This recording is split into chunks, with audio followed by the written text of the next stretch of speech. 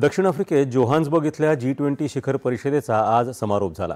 दक्षिण आफ्रिकेनं यापुढच्या शिखर परिषदेचं यजमानपद अमेरिकेकडे सोपवलं आहे। पंतप्रधान नरेंद्र मोदी यांनी आज शिखर परिषदेच्या तिसऱ्या सत्राला संबोधित केलं।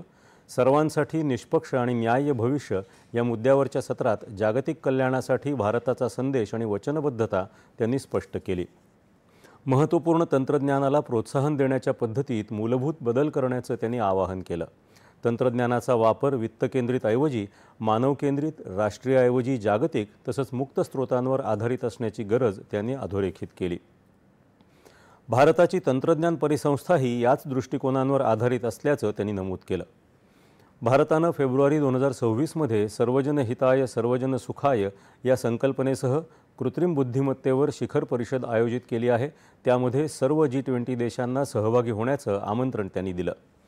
येत्या काही वर्षात प्रतिभा गतिशीलतेसाठी जागतिक चौकट विकसित करण्याचं आवाहन त्यांनी केलं।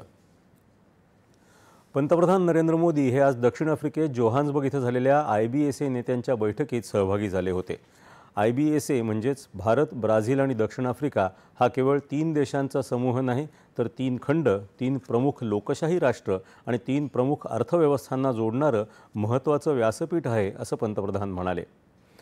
जागतिक प्रशासन संस्थांमध्ये विशेषतः संयुक्त राष्ट्र सुरक्षा परिषदेत सुधारणा घडवून आणणं हा आता एक पर्याय राहिला नसून ती एक अनिवार्यता बनली आहे, असं त्यांनी सांगितलं।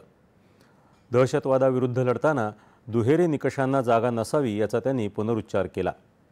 मानव केंद्रित विकास सुनिश्चित करण्यातील तंत्रज्ञानाची महत्त्वाची भूमिका त्यांनी अधोरेखित केली। या 3 देशांमध्ये आरोग्य मंच, सायबर सुरक्षा चौकट यासारख्या पायाभूत सुविधा सुलभ करण्यासाठी IBSA डिजिटल नवोन्मेष आघाडी स्थापन करण्याचा प्रस्ताव त्यांनी मांडला। पुढच्या वर्षी भारतात होणाऱ्या AI इम्पॅक्ट समिटमध्ये सहभागी होण्याचं आमंत्रण त्यांनी ब्राझील आणि दक्षिण आफ्रिकेच्या नेत्यांना दिलं। पंतप्रधान नरेंद्र मोदी यांनी आज जोहान्सबर्गमध्ये G20 शिखर